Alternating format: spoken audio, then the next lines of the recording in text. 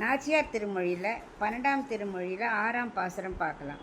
கார்த்தன் முகிலும் கருவிளையும் காயா மலரும் கமலப்பூவும் ஈர்த்திடுகின்றன என்னை வந்திட்டு இருடிகேசன் பக்கல் போகே என்று வேர்த்து பசித்து வயிறு அசைந்து வேண்டு அடிசில் உண்ணும் போது எது என்று பார்த்திருந்து நெடுநோக்கு கொள்ளும் பத்த விலோச்சனத்து உய்த்திடுமின். இப்போ இதுக்குள்ள அர்த்தம் பார்க்கலாம். நல்ல குளிர்ச்சியான கால மேகங்கள் நிறையா குளிர்க்கும் இல்லையா, அது கருவிளம்பூக்கள் காயாமலர்கள் அது எல்லாமே பகவான்கிட்ட திருமேனி நினைவுபடுத்துறது. இந்த கமலப்பூ இருக்கே அது உபமானமாக பகவானோட திருக்கண்கள் திருவடி திருக்கைகள் எல்லாத்தையும் நினைவுபடுத்துறது தான். அதெல்லாம் நினைவுபடுத்தி என்ன சொல்கிறது, என்னோடய இந்திரியங்கள்லாம் பகவான் பக்கம் போயிடுத்து நீயும் போ அப்படின்னு சொல்கிற மாதிரி இருக்கான்.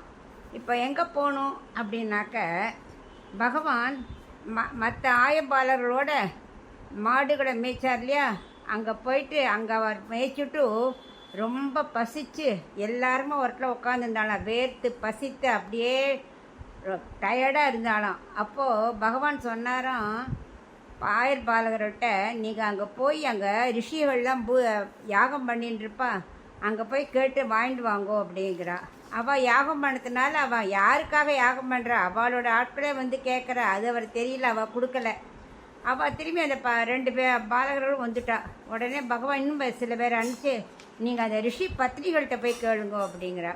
ரிஷி பத்னிகள் உடனே தான் இது வரைக்கும் பண்ணியிருந்ததெல்லாம் விரும்பி விதவிதமான உணவுகளை கொண்டு வந்து கொடுக்க அதை பகவான் அமுது செஞ்சார் இல்லையா, அதை அப்படியே பார்த்துருந்து ரொம்ப சந்தோஷப்பட்டாலாம் பத்னிகள்லாம்.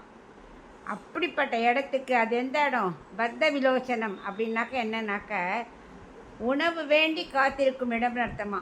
அந்த இடத்துக்கு என்னை கூட்டுன்னு போயிடுங்கோ, நான் பகவானுக்கு அமுது கொடுத்துட்டு வரேன். ஏன்னா வெறுன போகிறேன்னா விடமாட்டா. பகவானுக்கு அமுது கொடுக்கணும் அப்படின்னு சொன்னோம்னாக்க அது நமக்கு பழி வராதே, பழிபாவம் வராதே. அதனால நாம போகலை, பகவானுக்கு உணவு படைக்கத்தானே போகிறோம் அப்படின்னு விட்டுருவாளாம். அதனால சொல்கிறா என்ன பத்த விலோசத்துக்கு உயிர்த்திடுமீன் அப்படின்னு பிரார்த்திக்கிறான்.